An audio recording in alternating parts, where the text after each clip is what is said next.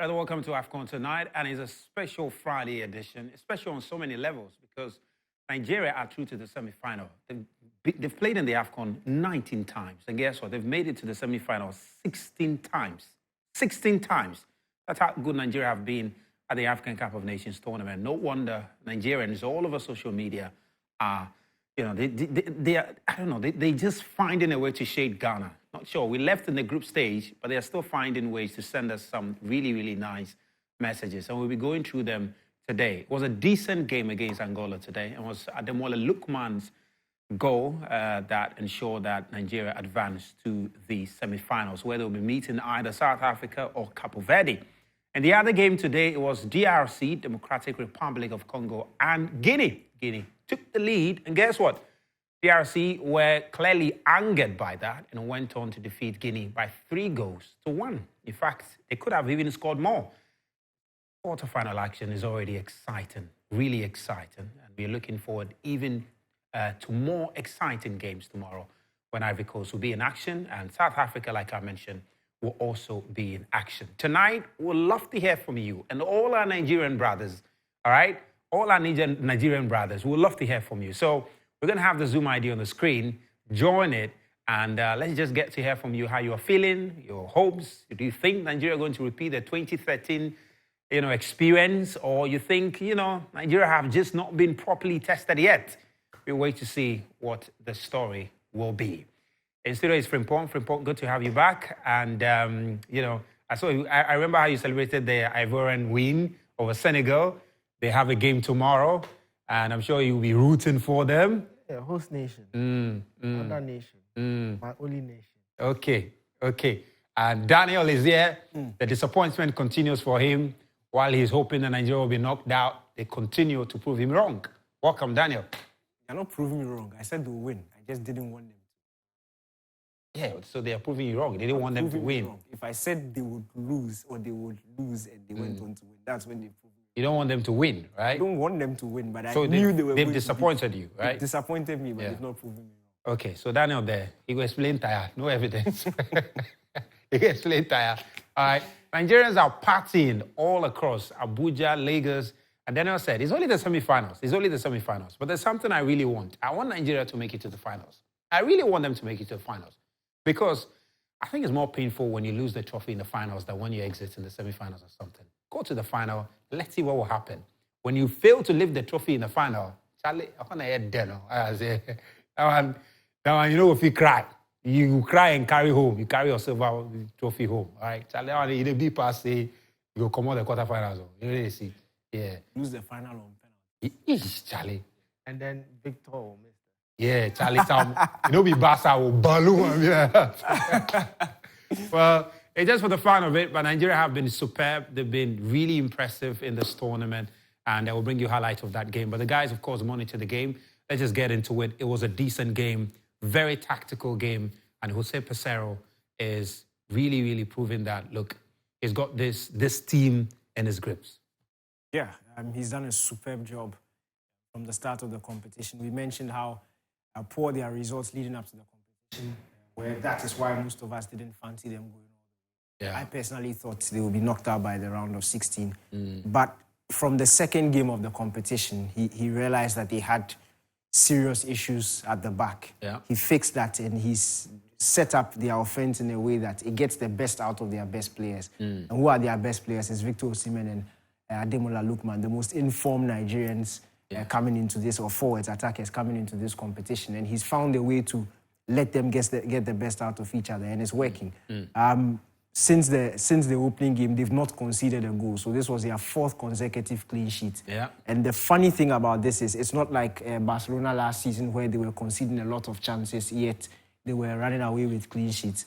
This time around, the opposition teams are hardly getting or finding openings. And even when they find openings, they are it might look like a good chance, but they are very forced opportunities. So it's one of those things where if you take an extra touch, a Nigerian is coming to close you now, so then you are forced to take the shot. And on top of that, too, they've had a goalkeeper who has been on top form throughout the competition. So, and we always say championship teams are built on strong defenses. If you don't concede, then you're obviously not going to lose a game. And that's what Nigeria have been able to do. We spoke about it in the preview yesterday that Angola were just a bit too open. They've looked a bit naive, although exciting in the competition. And I really felt like Nigeria were going to put a stop to that run. I didn't want it to happen, but when you looked at the signs, you looked at their both teams and their tactical approaches, you really didn't see how Angola were going to be able to carve chance after chance against this Nigerian team. The back three, in fact, the back five is way too solid. The protection in front of them, very disciplined throughout the competition, at least from the second game till now. So it was very difficult to see how they were going to lose their heads in probably one of the most important game in the competition yet. And with the experience of this group, the pedigree that they have individually as players, you really don't expect them to let it slip at this point. I mentioned yesterday that when Nigeria, or if they look across the competition now, with the teams that are left, they know they can beat each and every one of them. So as it stands, they are favourites, but they have to go onto the pitch and prove why they are favourites, and they did that brilliantly today. And they did that brilliantly. You know, ahead of the game, Jose Pesaro made a very profound statement. He said, look, what he wants his side to do today, 1, avoid conceding a goal, and 2, just get 1 goal. And if they do that, they will win the game. They kept a clean sheet, they got 1 goal, and they are through to the semi-final. The man has been very, very tactical. For a man who the Nigerians weren't so happy about leading up to this tournament, he has distinguished himself really well. Yeah, he has. You look at the fact that first game, they did scrape by, but then there were so many structural issues with the team, and they managed to sort it out immediately. Next game, we could see signs of progress. And it's just gone on from there, step by step. You can tell he's got a set squad. He's got a system that they understand. Because today, you would think they were playing a 5-4-1, but then the way they played it, you wouldn't know who to pick up, who to mark. It's as though Osimhen is just a decoy in the squad because all attention's on him, and he's not the main man. They're trying to find other ways to play other people in there. Lukman is one. Iwobi's one. We have Onyeka coming in there as well. Moses as well. Yeah. There's a clear system, and it's not built around one player. It's actually built around individual strengths. He's trying to tap into the strengths of his players, and he knows he's got pacey players. He knows he's got players that are disciplined, people that can sit in front of defense and not move anywhere. Iwobi, you wouldn't think of him as a defensive midfielder, but he's doing it quite well because he knows what to do in that role. And number 6, who can progress the ball, but he knows when to stop, when to dribble. And that is quite key because coaching is playing a big role over here. And his backline, I think he's done the right thing by sticking with the same people.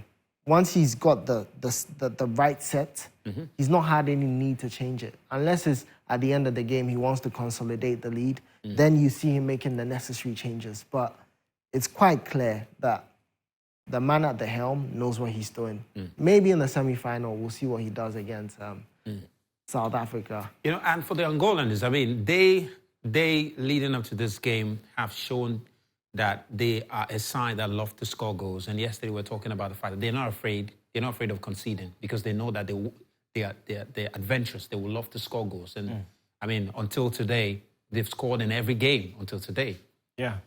So a lot of people mentioned the kind of threats that the attack was going to pose to the Nigerian defense. And Balulu, etc., all these players.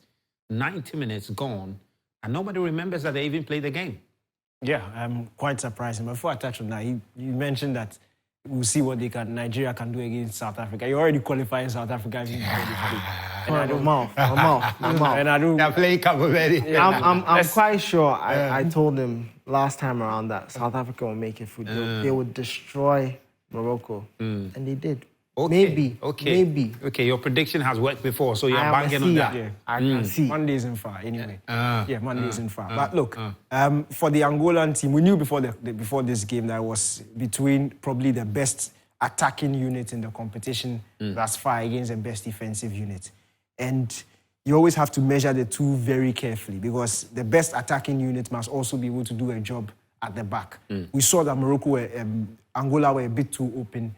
And that's why on yesterday's preview, I said that, look, Nigeria have the ability to open them up. That one we know. And when Nigeria open them up, we know they have the men to finish their chances. But the point is, will Angola be able to carve the clarity of chances that they've been able to do against other teams, against Nigeria? And the fact of the matter is that Angola hadn't faced a team like Nigeria who were very comfortable sitting back and allowing you to come.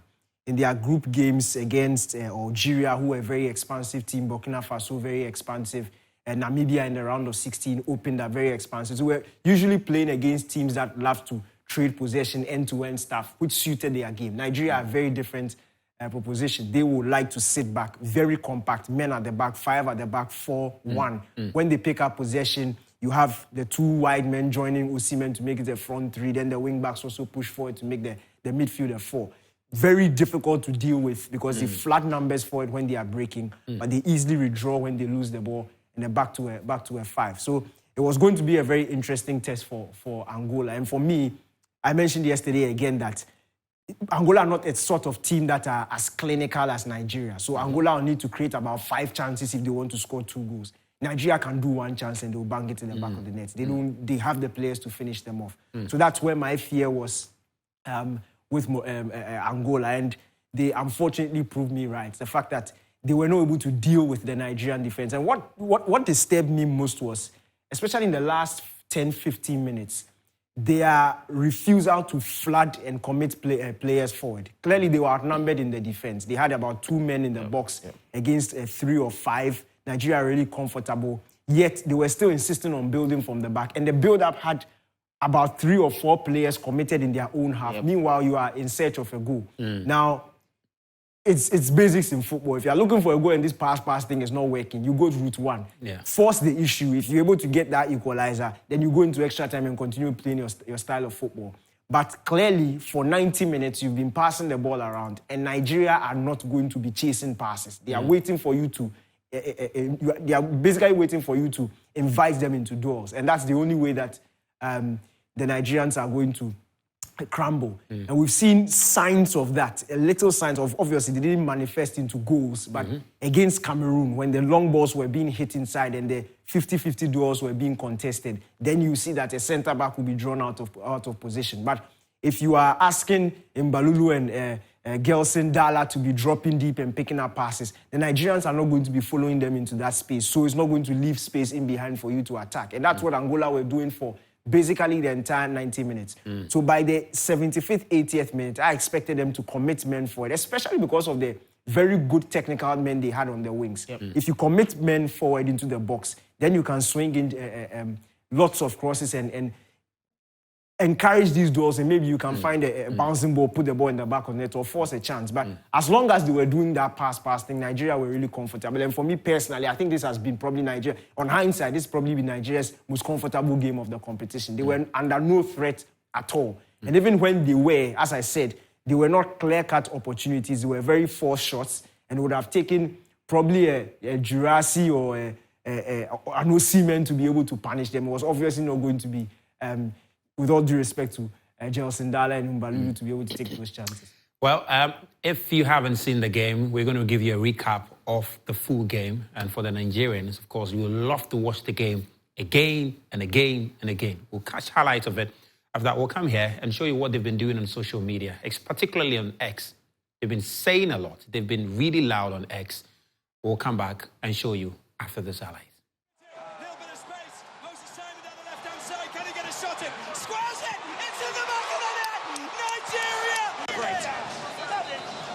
How Iwobi changed sides, and then that was the sluggishness of Gaspar. Aina. Oh, they're giving the ball back, but Iwobi picks it up. It's a little bit messy in the midfield. Show getting the ball through. Oh, Angola! Angola has come on the post, and it's been cleared by Chustikov. Oh, my word! How close was that? Super dangerous. Frustrated, isn't he? Now, they've already got the trophy. How did they manage that? I don't know where they got it from. There's a delivery into the penalty box. Osimhen! Oh, it's gone in! Osimhen! He's got his goal! Oh, Nigeria get their second. Goalkeeper couldn't keep it out. The power header of that Napoli man. The Super Eagles are off. 2-0. just at a time when Angola look normal matches. But look at this. Is there an offside call?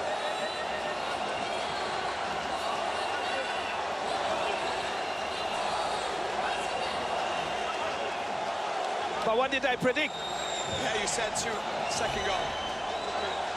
So first of all, will it be checked by VAR because Osimhen looked like he was marginally It offside? looks very, very tight. Marginally offside, I think. The power head, look at that. Get up, hit it hard, and not even, you know, yeah, they have to check. I mean,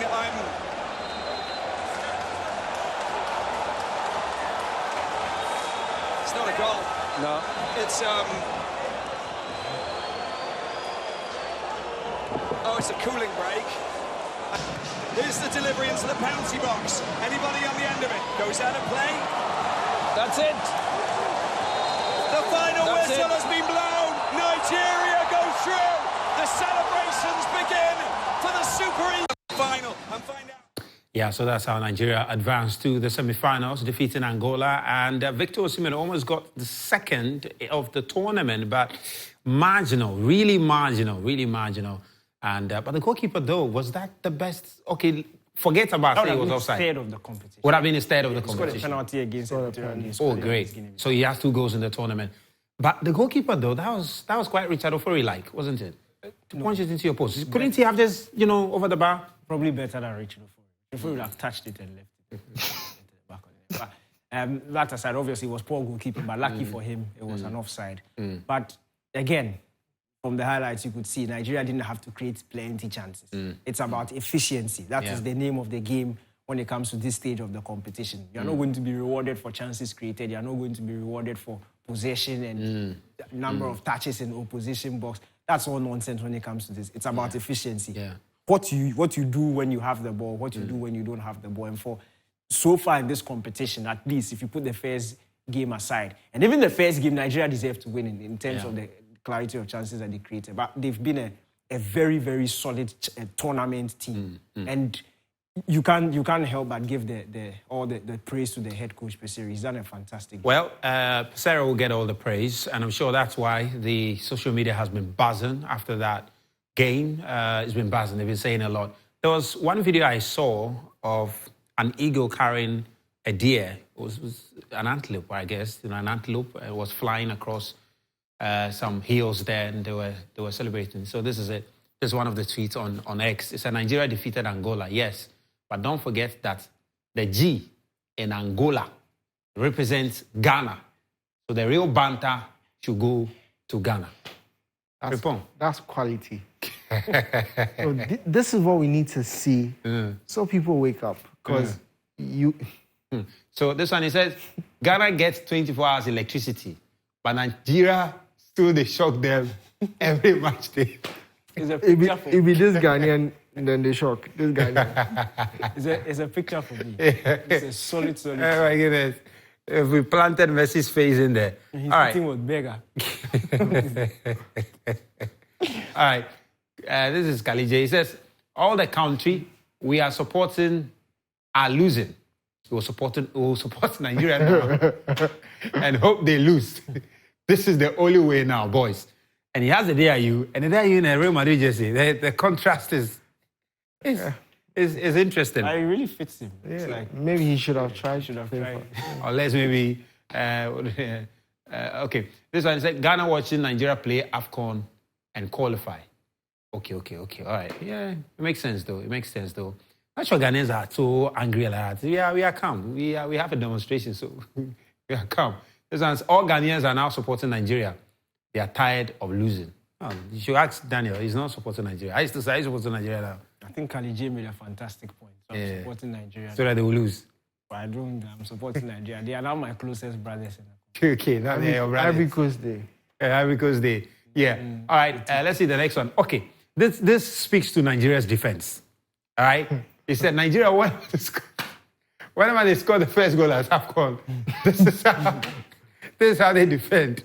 They take it serious. This is not exactly how they defend, but somewhat like this. This is testament to them understanding what some other countries have been through. You can be leading it up until the 80th minute, 87th minute. Anything can happen. So if you take this approach, you get to the final. Yeah. All right, so this was an interesting one. Super Eagles taking Black Antelopes of Angola to the kitchen after cooking Ghana jollof with Cameroon pepper. Okay, so that's the eagle carrying the antelopes. And I was seeing some tweets from some of the Angolans that said, nah, today they're going to deal with the eagle, but it didn't work out. So our country is bad. We are still pressing other countries' neck. If Nigeria is just good for 2 weeks, will they challenge America? Hey, challenge. Wow. I saw 247. Hey, they challenge America. Okay, interesting. I saw you win tournament. You say you want to challenge America. So it says, we can't allow Nigeria to win the AFCON. That's Coach Sheldon. There's nothing you can do about it. The matter there is nothing you can do about it. You can't allow Nigeria to win the AFCON. There's nothing you can do about it. He said, when they go semi-final, Ghana, they watch with 24 hours electricity. When they go hard, then they go ohms. Charlie? Okay, attack. But this time, he's not a Ghanaian. Why are they troll Ghanaians? After winning the AFCON, we need to play a friendly match with Ghana so that we can show them that we are not their mates. No, you don't need to play a friendly. But we have a World Cup qualifier. We'll show you who is better. We'll come to your home and beat you, and then you stay here. Ghana and the rest of Africa waiting for Nigeria to be knocked out of the AFCON. This is the last one. So, yes. It's not easy. It's not easy, man. It's not easy. And of course, this also speaks to Nigeria's defense there. Nigeria defense in AFCON, all manner of keys. You can see Ekon somewhere there. You can see Bassi somewhere there. You can see the goalkeeper somewhere there. They are all just having great time on social media because Nigeria has been fantastic so far in the tournament and they're in the semi-finals. And there's one point that one Nigerian journalist was making that at this point, Nigeria are guaranteed, maybe relatively close. They are guaranteed, at the very least, a medal in this tournament. Even if they don't end up winning the trophy, they just might end as a third or something, somewhere, somehow over there. But that's it. That's what's been happening on social media. But it's not just Nigeria who have been playing. DRC, whom until today have not won a game. They managed to draw all their games. First game in the group stage, second in the group stage, third in the group stage, round of 16. And today, when Guinea scored and the equalizer, like, okay, they're back to factory default. But guess what? First goal, second goal, and the Guineans were dazed, big time dazed. They could not believe it. They couldn't believe it. Well, it's about the fact that DRC, they know how far they've come. Ideally, they shouldn't be here. They shouldn't be here. It's a bit like Egypt. You draw. Eventually, it's not going to be enough. Yeah. But today, they turned up. They really did turn up. And you can tell the nature of the goal they conceded probably is what got them going. To concede a penalty from nothing, it really, really changed the mood and the approach for the rest of the game. You look at Mbemba conceding the penalty, then he goes to the other end. It's a brilliant goal, actually. He scores, and then they get a penalty. They finish them. But then they didn't give too much away. I was quite disappointed with Guinea, probably because they started Naby Keita. He was in there, but you find that he was hiding behind the midfielders. As much as DRC was pressing quite high, they were blocking passing channels to him. And instead of moving into free areas, he was still standing there. Clear sign of old age or injuries just having the better of him because he wasn't freeing himself up enough to get on the ball. And once he couldn't get on the ball, they really had no way to move the ball into the opponent's territory to cause some trouble.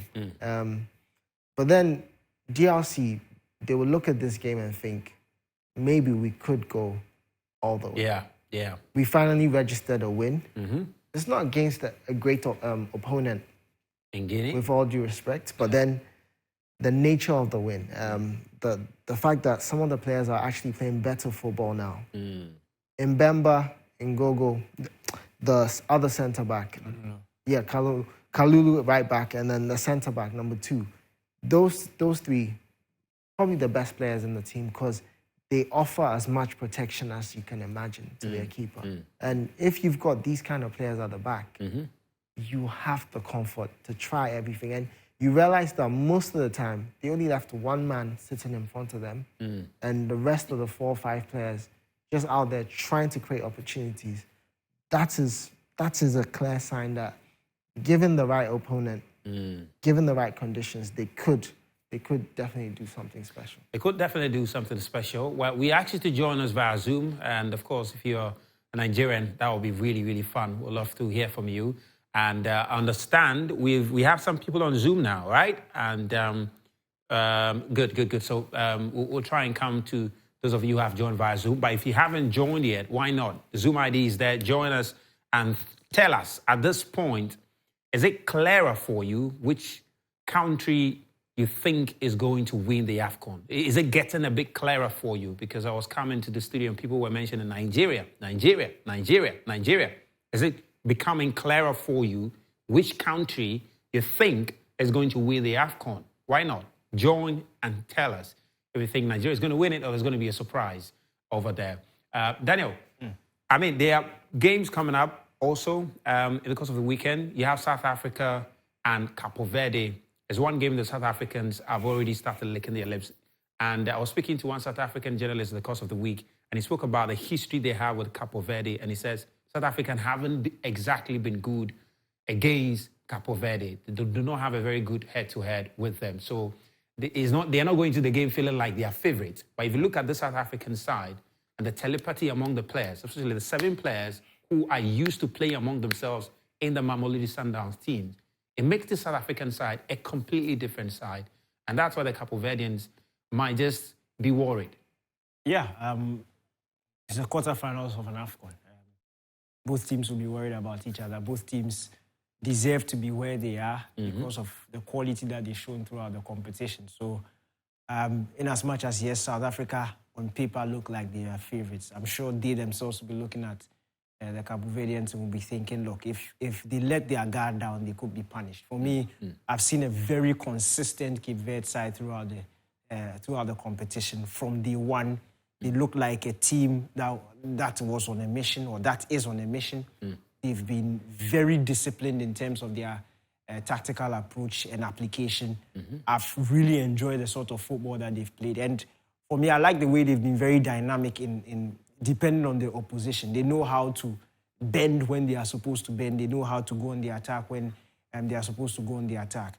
For this South Africa game, we know how South Africa plays. And obviously, if you beat Morocco in the round of 16, you'll be obviously coming into this game with a lot of confidence. So I'll not be surprised if Cape Verde, and I'm sure Cape Verde will give South Africa the respect that they are supposed to, because the Bafana team, especially as an attacking unit, is very dangerous. But I think the way South Africa plays is more of an advantage to Cape Verde than the other way around. Because South Africa love to open up. They will create spaces at the back because of the way they attack. If you watch the game against Morocco, in as much as we're all praising South Africa, we need to admit that Morocco were very wasteful. That game could easily have gone either way. It wasn't as straightforward as the scoreline suggested. And we've seen South Africa play this way from the start of the competition. The only dominant win that they've had was against Namibia, who I thought were mightily naive. The Cape Verdeans have shown that they know how to be disciplined. They know, as I said earlier, they know when to give up space. They know when to be compact. And for me, once they've reached this point in the competition, if you even go back to the round of 16 game and the way they played it against Mauritania, you could tell that before the game, we knew both teams were very good footballing teams. Cape Verde didn't allow the game to go in that manner end to end. They were very compact. They waited for their moment. They got their penalty. They scored. They went back to defending. So they are a very smart team, very well guided. And yes, I think they'll beat South Africa. I'm not sure it will be done in 90 minutes, but I think overall they'll beat South Africa. I mean, Frimpong, this has been South Africa's road to the quarterfinal. First game against Mali, they lost. You know, and Hugo Bruce had a very interesting comment to make about the Mali, and says that because they were just too physical and his players were not too physical, and people said, Chairman, you are talking too much, do the job. And he did the job against Namibia, 4-0. resounding. Then against Tunisia, managed to hold on and get that all-important point to advance to the next of the competition. And that was when he started throwing shots at the South African journalists who were questioning his tactics, and went into the game against Senegal.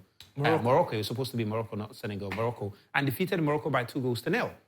And at that point, South Africans, almost every South African now is saying, Hugo Bruce, do your job. Do what you feel like is right for you. They have every right to. He didn't start well. You're playing Mali side, one of the potential dark horses, favourites in the tournament. You want to make a good impression of yourself. And to be honest, they weren't bad. It's just, if you don't convert your chances, you will be found wanting. Yeah. They showed that they've got the ability to finish against Namibia, and they have the ability to defend when it matters against Tunisia. And then when they went up against Morocco, they took their chances as it presented itself, as it should be. But in this game, you have a different kind of opponent that would be looking forward to you opening up. We've seen Cape Verde focus their attack on teams that want to play open football. They transition quite quickly. So once they turn over the ball in your half, within 5 passes, they want to be down on the other side. And they've got players that are direct. So once they get the ball across, it's either they're going to create an overload on one side to just create an easy goal scoring opportunity, edge of the box or on the other side, or in the overload, you find that they'll try something across, something. And that's what South Africa have to be wary of. If you're going to play open football, you need to be consolidated at the back. And we've seen that they've improved in terms of defensive output. They've not conceded in 3 games, but it's a different kind of opponent. If Hakimi didn't miss that penalty, they would have conceded, definitely. And that streak of clean sheets wouldn't be there. But now that you've created that aura that you don't let goals in so easily, they need to keep it against their opponents tomorrow. And one key thing is, I think the keeper, Williams, has shown good maturity and he's shown good leadership. He's been very instrumental in keeping them in ties. He doesn't make all these wild saves, but what he does do is he ensures he makes the save when it matters. Kill the tempo of the game. That's something that you need from your defenders and your keepers. When you're leading, ability to just slow the tempo, just so that you have your opponents chasing the ball, chasing after shadow, wasting a bit of their energy. Then you can hit them on another attack. And that's what we saw them do against Morocco. So it's important that he keeps the same mentality, same approach. If they can get an early goal and then kill the tempo, then you can now allow Cape Verde to try and come into the game and you hit them with the pace of Zwane and Percy Tau. Interesting. So that's how Cape Verde found their way to the quarterfinals. So the only game out there is the game, the round of 16 game against Mauritania, right? Which they won by 1-0. Was a penalty. But they started off with, they did the Black Stars. Not sure I can say much about that. But then against Mozambique, of course, 3-0 against Egypt, 2-2. What is evident from this, then against Mauritania, 1-0, what is evidence is that this is like the Angolans. They are able to score, but they are also quite porous at the back, with the exception of Mozambique, and Mauritania, two sides who could not, get their defense working. Ghana got a goal, through a set piece against Egypt. That game against Egypt was where they were found wanting. That's where they were really found wanting. That's where they were really tested. But to have gotten a draw in that game, I think we need to add context to it. In terms of when you are assessing a team with a solid defense, you just don't look at the fact that they've not conceded a goal. Because for South Africa, yes, they didn't concede against Morocco, but they conceded a truckload of chances. And that doesn't indicate a team that is solid defensively. A team that is solid defensively is able to keep teams at bay, limit the number of chances that the opposition team will create. So that is very different. In as much as you see the 1 goal from Ghana, if you watch that game, Ghana created next to nothing. It was a set piece. Then Cape Verde conceded that goal. In the game against Egypt, Cape Verde had already qualified. There's context to it. Cape Verde had already qualified. Yeah. They went up a goal, relaxed, then they conceded again, and then they had to chase the game. It wasn't it's a last group game sitting comfortably on 6 points. So I don't really like to judge their approach. From that game, what they actually showed us was the fact that they have that fight back spirit. The fact that, yes, they had already qualified, but they just didn't want to lose. So they were able to come back in the dying minutes and get that equalizer.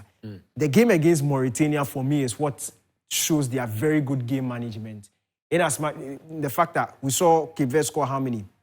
You look at 7 goals in 3 group games. Yeah. Mauritania had also been a very 7. 2, 2, 3.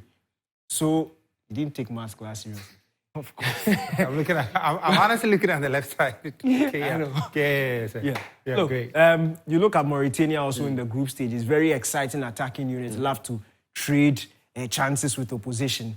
But in that game against Cape Verde, you could tell that the Mauritanians would have loved for the game to be end-to-end. Cape Verde didn't allow the game to be that way so that they will have the control over the game. Waited for their moment and got you through the penalty and then scored.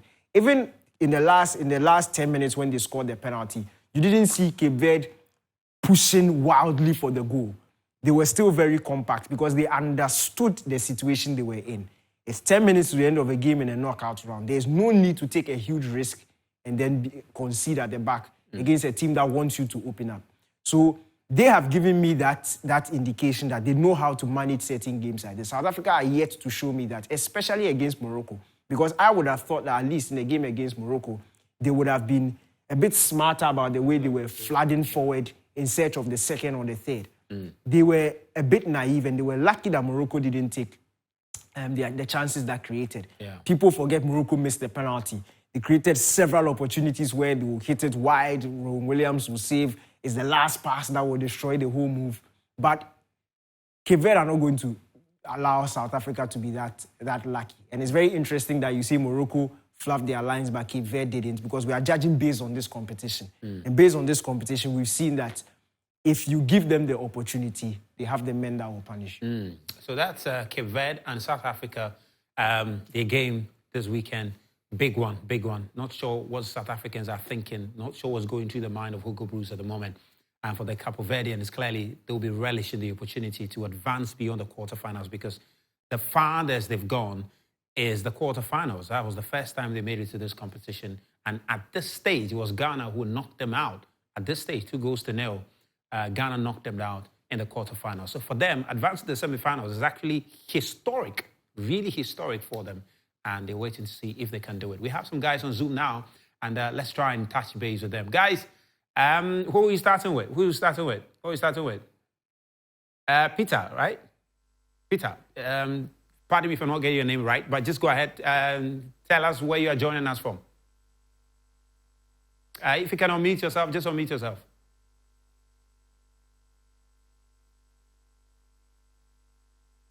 Can you unmute yourself? Can you see where the microphone is? Just unmute it, okay?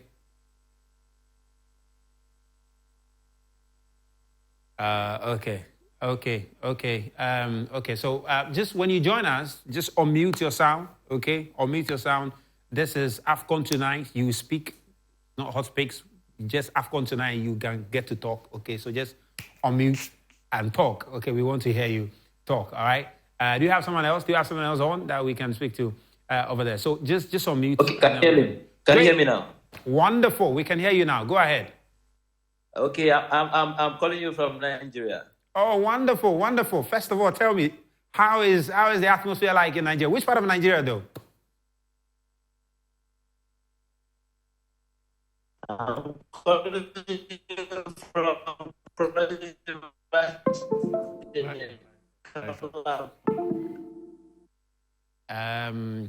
Which networks are you in? No, the lights have gone off. I don't know if you can hear me. Can you hear me? Can you hear me? Great. Go ahead. You were telling me where you are joining us from. Which part of Nigeria? Can you hear me now? I can hear you very well. Good. Go ahead. Yeah, I'm from Calabar. I'm Calabar, Cross River State, Calabar. All right, go ahead, go ahead. Tell us, what do you make of your country's, win tonight? I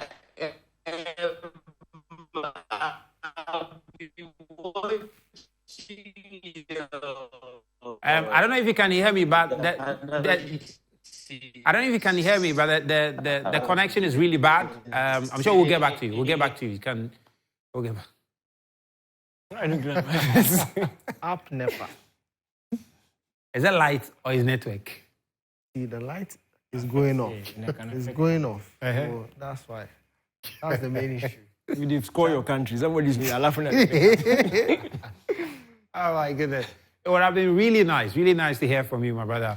It just happened that your network is quite challenged. When you started, it was good, so I think you should try again. Yeah, you should try again. Wherever you were standing first, just go back there. We really love to hear some of our Nigerian brothers, so just do connect. Don't let Daniel laugh at your network or your light. The way that he started to Chema was trying to hold his laughter. Nah, it's Chema who was making me laugh. Propose the killer. Oh my goodness. So, Yeah, I mean, they've won. Nigeria has won, all right? Nigeria has won. So guys, you can join us. Just join us. Our Nigerian brothers in Ghana, just join us. And interestingly, Peter Obi was at the stadium. And there was something else I was checking. So the last time they won the AFCON, he was there. He visited them at the stadium. And they won in 2013. And this time, his presence is showing signs that Nigeria might win it. I was like, hey, this is what I'll bring into the oracle. What are you seeing? Yeah, presidential. Was it Nigeria who complained that once upon a time, the reason why they lost was because their president spoke to them? So like, there was one game like that. I sure it wasn't Ghana. It wasn't Ghana. There was one game, was it the World Cup or something like that? They said Buhari held a video, a conference with them. That's why they lost. So before the game, I think they had played about 2 games or so. So the first game, they won. So the second one, he was just coming to boost their morale. Oh. Charlie, then when the Nigerians heard that the chairman was coming to, he said, hey, don't. They said, don't allow it.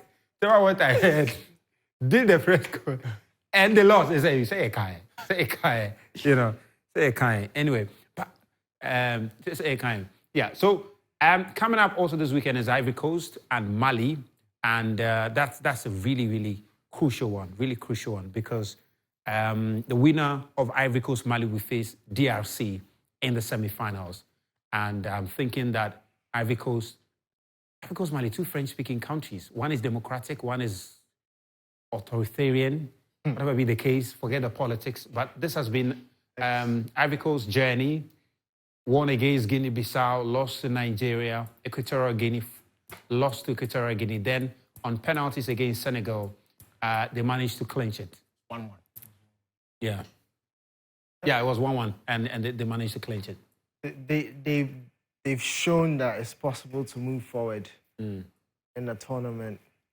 You support Ivory Coast. Yes. You are like Ivory Coast ambassador in Ghana here. Moi, je parle français. Ah, parle français, s'il vous plaît. Parle français à moi. Oui. So basically, it's about just seeing the home nation thrive.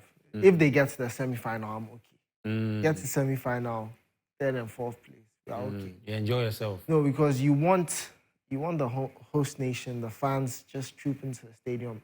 It makes the atmosphere solid. But when the host nation is in parts, realize that Ghana's last game, we lost because they left the stadium. If they were there cheering us on, it would have.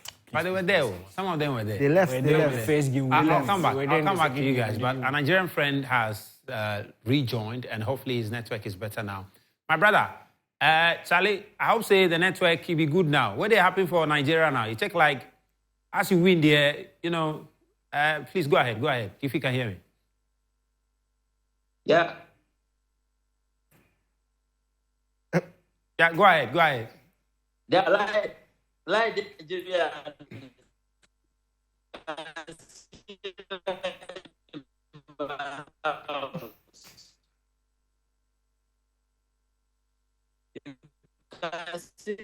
In my house.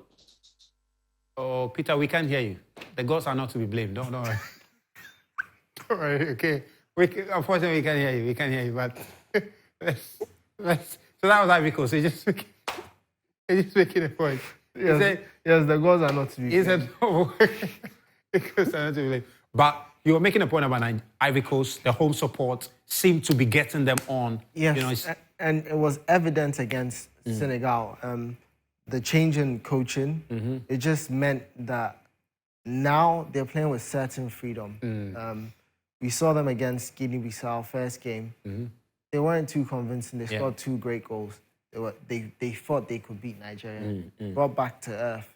Then they were destroyed against Equatorial Guinea. But against Senegal, all hope was pretty much lost. Yeah. Playing the champions, the defending champions, your concern would be how to get past them. And that was one of the best. That was the best Ivory Coast game in the tournament. that's their best game so far in this tournament. Yeah. And just to mention, they ended 1-0, not serious. They made sure they negated the threat of Senegal, gave them enough to think about, and there were bold decisions taken by their coach. To start Seri, for instance, it was a bit like Ghana going back and bringing Anthony Annan into that role. He made it very easy for his midfielders, covered where he needed to, and was quite influential moving the ball forward. Then we saw some good substitutions by the coach.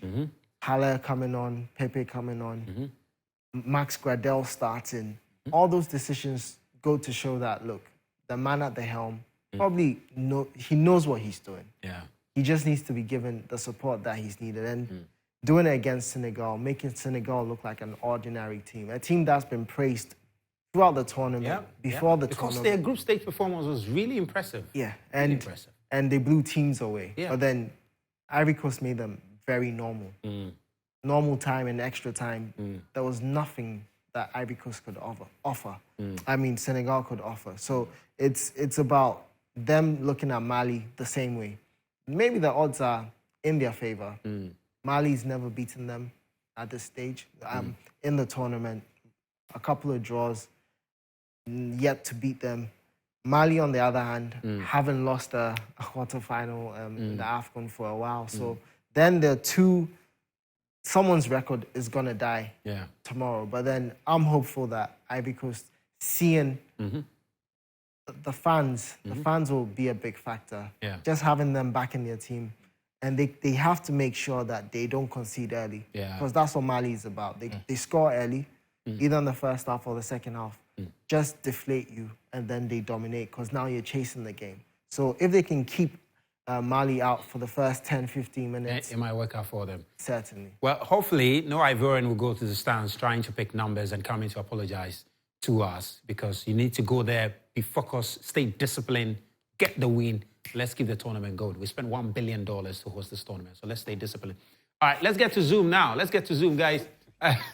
Raphael, right? Raphael, can you hear me? Yeah, I can hear you. Wonderful. Raphael, is it clearer for you now which country you think is likely to win the AFCON? But first of all, I'm calling from Nigeria. Oh, which part of Nigeria? Which part of Nigeria, my brother? I'm calling from Abuja. Okay, your network is stable. It's good in Abuja, the capital. No wonder. I saw Rock Day there, so no yawa. Yeah. By the way, before I predict the next winner of AFCON, I want to first of all say I'm not really a football fan. Like, I'm so busy, I don't even get to watch football. I was on this show last night, and I watched this same show, and I watched Ghanaians analyzing. Like, the guests were like, we know Nigerians are going to win. They have the tendencies to win, but we don't want them to win. Yeah. Yeah. So I had to stay and watch the match today.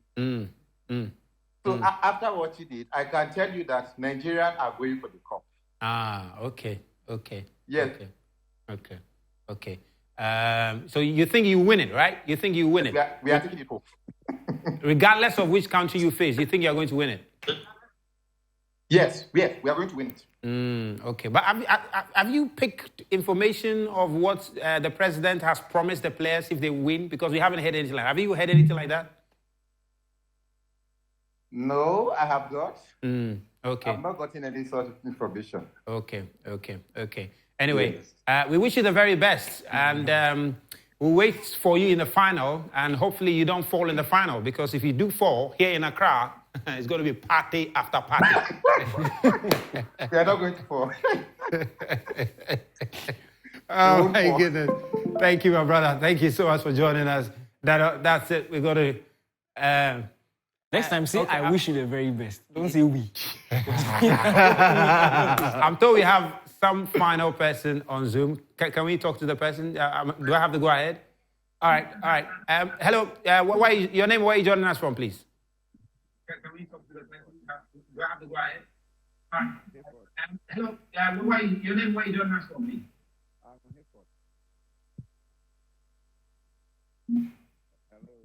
All right. This looks like maybe from Achimota or... Yeah. The Nigerians came, they comported themselves, Nah, you don't do that. You don't do that to us, right? But man, we are done. Thanks so much, Frimpong, for coming to. Please, I live in Achimota, so. Sorry. Apologies to our brothers in Achimota. You don't worry. Tema, right? No, Tema, we'll find something for you. There are Nigerians in Tema, So if Charlie, for make steady, you take your car cab. All right. We're going to be back, God willing, on Monday. We hope you have a lovely weekend. Up next is Hot Picks. 10 up, 10 up, 10 up, 10 up, 10 up, 10 up.